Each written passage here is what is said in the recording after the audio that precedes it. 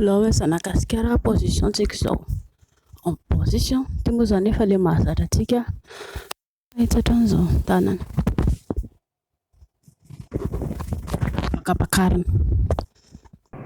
tamaka sisiny roa na atao mitsatoka ohatran'izao. afaka somary miakatra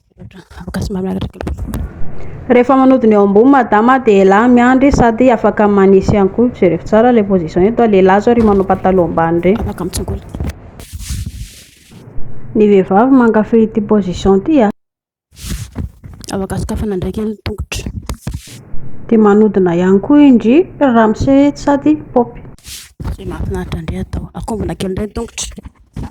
sady mikasika nono ravim-body rehetrarehetra ilahy fa tsy mijery fotsiny afaka akasika fotsiny ny lehilahy rehefa manao ohatr'izao madama. Atao vaditsika amin'ilay matory indray afaka matory manao ohatr'izao mikombona ny tongotra atao mahitsy makany aloha ny tanana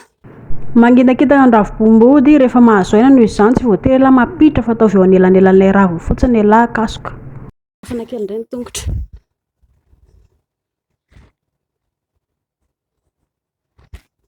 afaka somary ampiana ondana atao ambany kibo iny misy ondana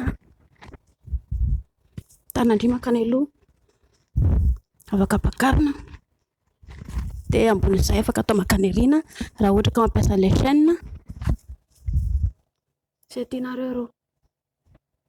zay mahafinaritra indray atao fa tsy voatery hanaraka izay tindra misendry sokafana indray ny tongotra ohatr'izay ihany sokafana na atao midina ny tongotra na pakarina ohatr'izao ny tongotra sokafana dia mihetsika. Miandry lahy rehefa manodina ny vehivavy fa mikasika vatana ny tanana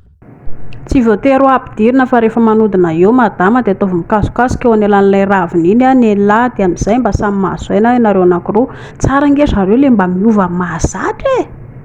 indray zao raha amin'izay somary misintona volo indray tsy isolan'izany fa raha ohatra ka tia indray dia afaka atao mifampiresaha mihitsy aloha amin'ilay resaka fisintomam-bolo fa sao dia tsy mifanaraka ianareo moa indraindray koa sedra tafitrano no anaovandreo dia izay voaloza aiza kosa ve ndry kosa ve dia hanao tafitrano ry kala princesse